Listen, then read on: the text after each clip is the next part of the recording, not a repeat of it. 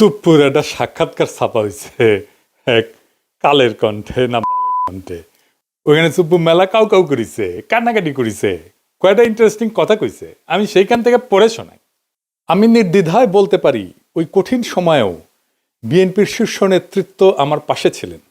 তারা তখনও সংবিধানের ধারাবাহিকতা অক্ষুণ্ণ রাখার বিষয়টি আমার কাছে স্পষ্ট ভাষায় ব্যক্ত করেছেন। বিশেষ করে বিএনপির চেয়ারম্যান তারেক রহমানকে ঘিরে আমার মনের মধ্যে অনেক কৌতূহল জমা ছিল, কিন্তু আমি পর্যায়ক্রমে বুঝতে পারলাম তিনি খুবই আন্তরিকতাপূর্ণ মানুষ। হি ওয়াজ সো কর্ডিয়াল। আমার দুঃসময়ে বিএনপির সহযোগিতা শতভাগ ছিল। সুপ্পু খুব পরিষ্কার করে বলছে যে বিএনপি তারে রক্ষা করছে। কোন সুপ্পুকে? সেই সুপ্পুকে যে তার নিজের পরিচয় নিজেই দিচ্ছে।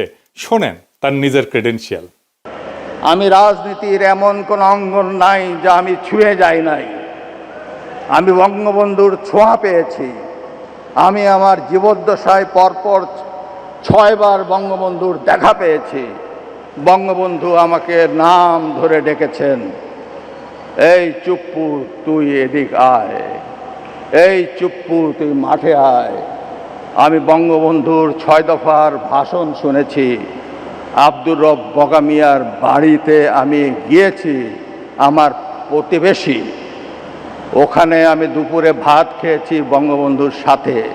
শুনিছেন কি বিশাল ক্রেডেনশিয়াল? মানে কার সাথে কই ভাত খেয়েছে সেটাও তার বড় যোগ্যতা। সোহরাওয়ার্দীর বডিগার্ড তারে কয়বার সুপ্পুকে ডাকছে সেটা তার বড় যোগ্যতা। তো এটি শেষ না, তারে কেন কাঁঠাল রানী পছন্দ করতো, কেন দয়া করতো, সেটা তার মুখ থেকে শুনেন। সে যে ছাত্রলীগ করতো সেটাও শুনেন। আমি যখন বঙ্গবন্ধুকে উপস্থাপন করেছি, স্বাধীনতার যুদ্ধকে উপস্থাপন করেছি আমার বক্তৃতায় জজদের সম্মুখে, তখন উনি আমাকে জিজ্ঞেস করেছিলেন, তুমি কি আপনি কি রাজনীতি করতেন? আমি বললাম, জি মাননীয় প্রধানমন্ত্রী, আমি ছাত্রলীগ করতাম। তখন তিনি একটি নাম উচ্চারণ করে আমাকে বলছিলেন, সে তোমার সিনিয়র? আমি তখন বললাম, মাননীয় প্রধানমন্ত্রী, সে আমার 10 বছরের জুনিয়র। উনি যাকে সিনিয়র লিডার মনে করতেন তারও আমি 10 বছরের সিনিয়র। এটা শুনে উনি অনেকটা আমার প্রতি তার দয়ার সাগর হাত বাড়িয়ে দিলেন। শুনেছেন, ফাইনালি তার মনে বড় দুষ্কু ছিল। সেটা জানেন তার দুষ্কু কি ছিল? আমার মনে বড় দুষ্কু, ও দুষ্কু আমার মনে রে। কি দুষ্কু সুপ্পু তোমার মনে? ওর মুখেই শুনেন। গত 3 মাস ধরে মাননীয় প্রধানমন্ত্রীকে সালাম করতে গেলে উনি আমার সালাম নিতেন না। তা আমি দেখতাম যে ওনার চরণের ধুলো আমি পাই না। আমার মিশ্র প্রতিক্রিয়া হচ্ছিল যে উনি কেন আমার সালাম নেন না, না থাক বলে। কিন্তু সেই সময় যে ওনার মনের মধ্যে রাষ্ট্রপতি হিসাবে আমার নাম গ্রথিত হয়ে গেছে, এবং সেজন্যই যে উনি আমার সালাম নেওয়াটা বিব্রতকর মনে করতেন, এটা তো পরে বুঝলাম। আগে তো বুঝতাম উনি আমার পর বিরক্ত। শুনেছেন তার দুষ্কু কেন কাঁঠাল রানী তারে পায়ের ধুলে নিতে দেয় না। এই কিসিমের একটা মানুষরা রাখার জন্য বিএনপির কি আকুলতা ব্যাকুলতা। আমি যখন কইতাম সুপ্পু ওয়াকার আর বিএনপি বরাবর হয়ে গেছে, তার প্রমাণ পাইলেন তো। সুপ্পুর কপালে যে দুষ্কু আছে এটা আমি কলে 2023 সালে ওই প্রেসিডেন্ট হওয়ার টাইমে কইছিলাম। শুনেন, হাসিনা নিজেও জানে সে নির্বাচনের সময় ক্ষমতায় থাকতেছে না, তাই তার একখান হিসু করে প্যান্ট না ভিজানো প্রেসিডেন্ট দরকার। সেজন্যই সুপ্পু। তাই সুপ্পু হইল প্রেসিডেন্ট, কিছু আসে যায় না। এই সুপ্পু যতই অনুগত হোক, একটা ফেয়ার নির্বাচনের পরে নেক্সট সরকার প্রথম যে অধিবেশনে বসবে, সেই অধিবেশনে যে বক্তৃতা দেবে না সুপ্পু, সেটার আইন অনুসারে বিজয়ী দল যেভাবে লিখে দেবে সেভাবে পড়তে সুপ্পু বাধ্য হবে। তারপরে কিন্তু বিজয়ী দল ইমপিচ করতে পারবে।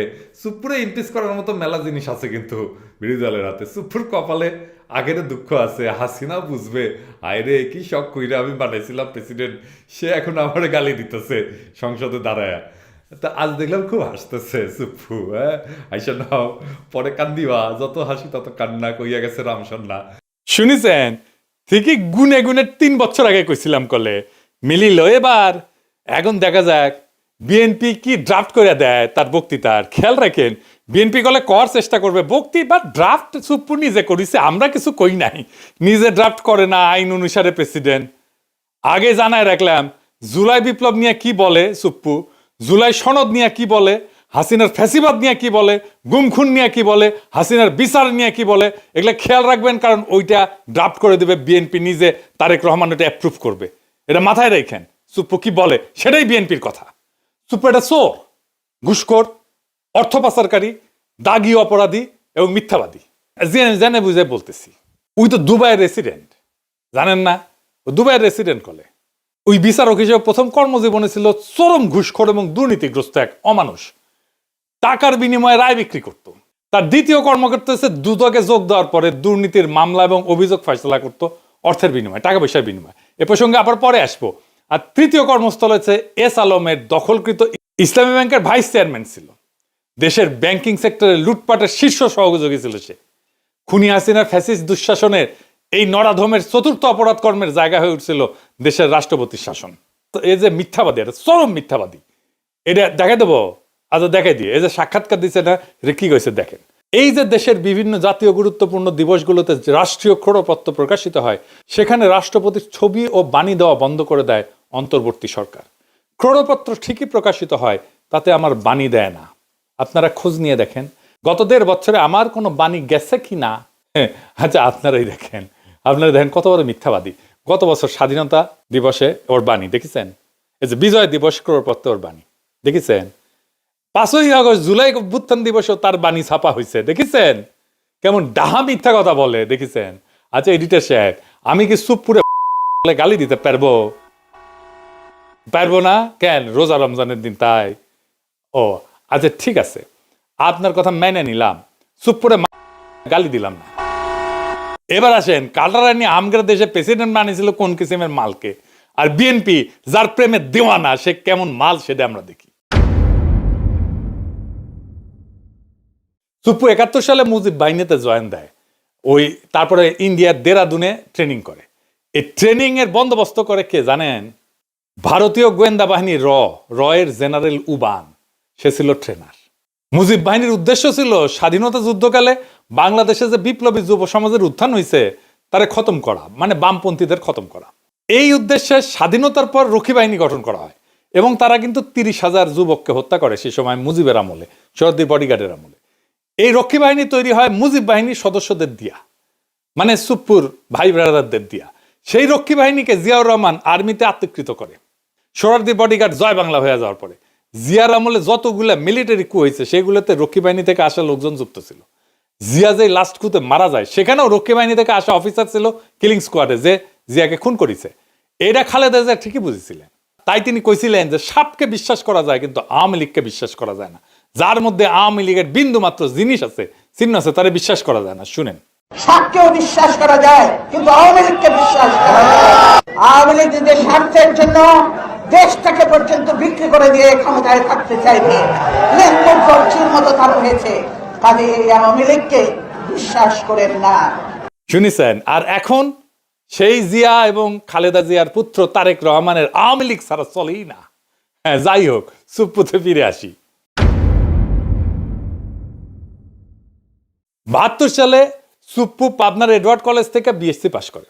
ওই পরীক্ষাটা ছিল নকলের জন্য বিখ্যাত, একেবারে আপনারা সবাই জানেন, মুরব্বীদের জিজ্ঞেস করেন, সব কটা নকল করে পাশ করেছে। 75 সালে সে পাবনার আমিন উদ্দিন আইন কলেজ থেকে LLB ডিগ্রি পায়, মাশাআল্লাহ। 82 সালে সে BCS বিচার ক্যাডারে যোগ দেয়। একটা স্পেশাল ক্যাডার সার্ভিস হয়েছিল। পরবর্তীতে জেলা জজ হিসেবে দায়িত্ব পালন করে। এই হইল দিয়া তার বিদ্যা অভিজ্ঞতার দৌড়। আগে যারা বিচার বিভাগ থেকে রাষ্ট্রপতি হয়েছিলেন তাদের শিক্ষা জীবনের সঙ্গে এই নকল বা সুপ্পুর তুলনা করলে লজ্জায় মাটিতে মিশা যাওয়া ছাড়া আর কোনো উপায় থাকে না।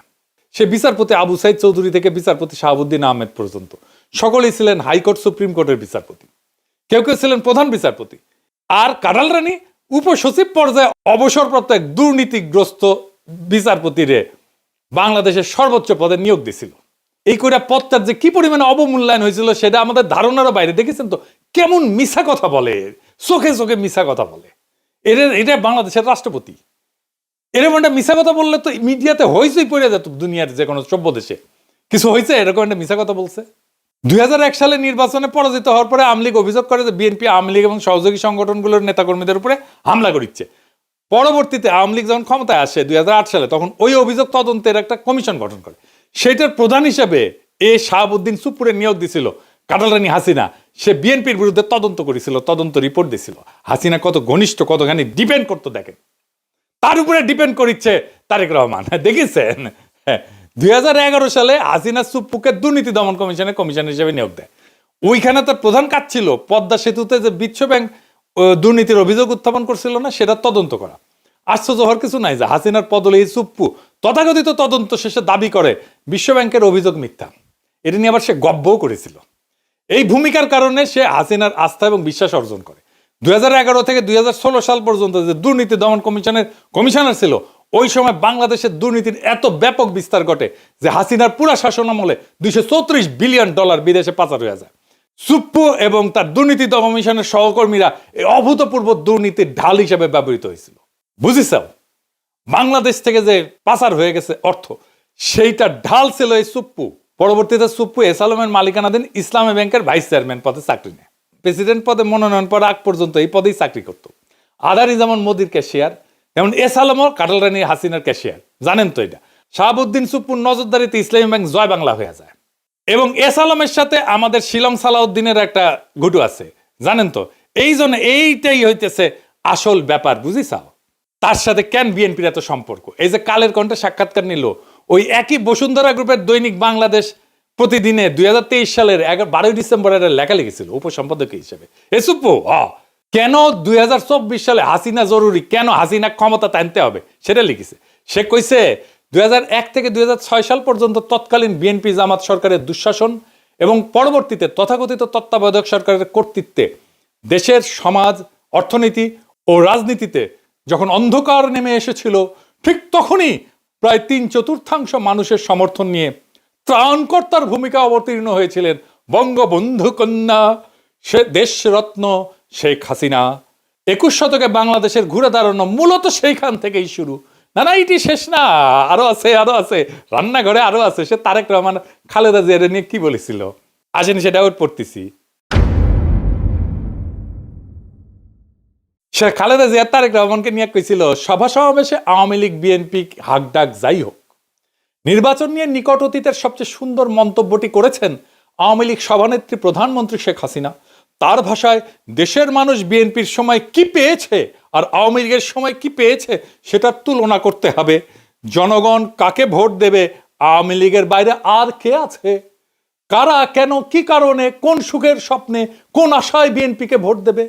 ভোটের হিসাব নিকাশ যদি বাদও দেওয়া হয় এবং বিএনপি দ্বাদশ জাতীয় সংসদ নির্বাচনে অংশও নেয়, তাহলে তাদের দলের প্রতিনিধিত্ব করবেন কে?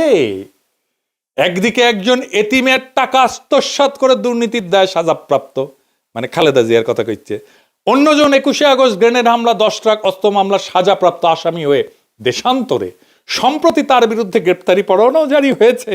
দেখিস কি প্রেম! তারেক রহমান তো প্রেমের দেওয়ানা সুপ্পুর, কিন্তু সুপ্পুর কেমন প্রেম সেটা দেখিস। বড় প্রেম তো কাছেও টানে না, দূরেও ঠেলিয়া দেয়। এই সুপ্পুরের নিয়ে প্রেম কেন বিএনপির এত? আমরা যখন সুপ্পুর অপসারণ চাইতেছি, সেই টাইমে তারেক রহমানের সাথে আমার একটা মিটিং হয় জুমে। আমি তারেক রহমানকে বলছিলাম যে সরাসরি আপনারা তো সুপ্পুকে ডিফেন্ড করতেছেন, কেন করতেছেন? তো উনি বলছিলেন, দেখেন দাদা, উনি আমার দাদা বলেই ডাকতেন, আপনি যেমন দেশে ফিরতে চান, আমিও ফিরতে চাই, আমার মেয়েটাও দেশে ফিরতে চায়, ও ছোটবেলায় চলে আসছে। প্রেসিডেন্ট অপসারিত হলে আমার সেই দেশে ফেরাটা ঝুঁকিতে পড়বে। আমি অন রেকর্ড বলতেছি, এই কথাই উনি আমাকে বলছিলেন। আমি বললাম যে আমি তো বুঝলাম না, আমি ওনারে ভাইয়া বলি, আমি তো বুঝলাম না, মানে আপনার কেন দেশে আছে ঝুঁকিতে পড়বে? তাই আবারও জিজ্ঞেস করলাম যে আমি যখন বুঝলাম না দেশে ফেরাটা কেন ঝুঁকিতে পড়বে, উনি বললেন যে বিস্তারিত বলবো না দাদা, কিন্তু আমি কনভিন্স যে এটাতে সমস্যা হবে। তো সমস্যাটা কি? সমস্যা হচ্ছে যে দেশ বদলায় যাইতেছিল, দেশটাকে আগের অবস্থায় ফিরাই নিতে হবে। সেই আগের বন্দোবস্তে, দেশ সেই আগের বন্দোবস্তে ফিরে যাইতেছে। আওয়ামী লীগের অফিস খুলতেছে, ইনকিলাব আজাদি, এই সমস্ত শব্দ নিয়ে বিএনপির নেতা মধ্যে দেশ চুলকানি শুরু হয়েছে। ফুন্দের আলো দিল্লিস্টার আবার আগের চেয়ারে ফিরে এসেছে, এমনকি তারা লেখা ছাপাইতেছে ইনকিলাব আজাদি কেন আমাদের বলা উচিত না। এই নিয়ে যে ইনকিলাব জিন্দাবাদ স্লোগান বিএনপি নিজে দিছে, সে বিএনপি এখন সেটারে ডিজোন করতেছে। দেখিছে 4 আগস্ট সে ইনকিলাব জিন্দাবাদ স্লোগান দিয়া ফেসবুকে পোস্ট দেয়, আর এখন তার ইনকিলাবে চুলকানি হয়, রক্তক্ষরণ হয় নাকি? কোনটি থেকে রক্তক্ষরণ হয়? এত কিছু হইতেছে, আওয়ামী লীগের সাথে বিএনপির যোগাযোগের মাধ্যমকে সুপ্পুই ছিল মিডিয়াম অফ কমিউনিকেশন। সেই বাংলাদেশি ইন্ডিয়ান এস্টাবলিশমেন্টের সবচেয়ে বিশ্বস্ত লোক, তাই তাকে দরকার ছিল বিএনপির। বাংলাদেশে মুজিব বাহিনী হইতেছে ইন্ডিয়ার সবচেয়ে বড় স্ট্র্যাটেজিক অ্যাসেট। সুপ্পু মুজিব বাহিনীর সদস্য হিসেবে ইন্ডিয়ার সবচেয়ে বড় স্ট্র্যাটেজিক অ্যাসেট, এবং তার মাধ্যমে এই সমস্ত ঘুটু হয়েছে। কারণ একটাই, সেই পুরনো বন্দোবস্ত, পুরনো লুটপাটের জামানা আবার ফিরে আসতেছে। ওটা ফিরে আনাটাই ছিল আসলে বাংলার লুথার কিং এর প্ল্যান। এই কথাটা খুব স্পষ্টভাবে হাদি বলছিল। প্রফেসর ইউনূসের সরকার আর বিএনপি কেমনে জুলাইয়ের সাথে গাদ্দারির রাস্তা তৈরি করছিল শোনেন। আমি আপনাদেরকে বলে রাখি, যদি আওয়ামী লীগ কোনোদিন এই গণহত্যাকারীরা দেশে ফিরে আসতে চায় বা আসার কোনো অবস্থাও তৈরি হয়, তার দুইটা দায় সমানকে, দুইজনকে নিতে হবে। রাজনৈতিক দল হিসেবে সবার আগে তার দায় নিতে হবে বিএনপিকে। বিএনপির এই ব্লান্ডারের কারণে এই দেশে আওয়ামী লীগের সার পরিস্থিতি তৈরি হবে। আর দ্বিতীয়ত এই সুশীল এনজিওবাদী সরকার, যে না পুলিশ সংস্কার করে, সে না পুলিশ নিয়োগ দেয়, না গ্রেপ্তার করে, না সে রুল করে, না সে কুইট করে, সে কিচ্ছু করে না, সে শুধু ফেসবুকে পোস্ট দেয়। শুনেছেন তো? এবার বুঝেছেন তো কেন হাদিরে মরতে হয়, কেন হাদিরে শহীদ হইতে হয়? বুঝেছেন? বিপ্লব এভাবে ব্যাহত হইয়া যায়। এখন প্রশ্ন করতে পারেন, আমরা কি এতদিন মিসাইল লড়াই করলাম? এত ছাত্র জনতা কি হুদাই জীবন দিল, রক্ত দিল? পৃথিবীতে কোনো রক্তই বৃথা যায় না, কোনো হাহাকার, কোনো কান্না চাপা পড়ে না। মজলুমের আর্তনাদ কোনোদিন বাতাসে মিশে যায় না, মজলুমের আর্তনাদ কোনোদিন পাথরের নিচে চাপা পড়ে থাকে না। 24-এর বর্ষা বিপ্লব একটা পুরা জেনারেশনকে পাল্টাই দিছে, তার মন মানসিকতা, তার চেতনাকে পাল্টাই দিছে। এই বদলটা বাংলাদেশের চেতনা থেকে কোনোদিন মুছে যাবে না। জুলাইয়ের সাথে গাদ্দারি করে বাংলাদেশে কেউ ক্ষমতায় থাকতে পারবে না, বিএনপিও না। কারণ জুলাই জিন্দা আছে, বিপ্লব জিন্দা আছে, শহীদেরা জিন্দা আছে। জুলাইয়ের সাথে গাদ্দারি করলে আবারও রাস্তায় নেমে আসবে আরো একবার সেই রুহানি প্লাবন, বাতিল রে ভাষায় নিয়ে যাবে আরো একবার। সেই দিন আমরা নিশ্চিত করব ফ্যাসিবাদের পুরনো বন্দোবস্তের সবকিছুকে আমরা সেই রুহানি প্লাবনের সাথে ভাষায় দেশটার জঞ্জাল সাফ করব। সেটাই আমাদের আজাদি। আজাদি জিন্দাবাদ, ইনকিলাব জিন্দাবাদ।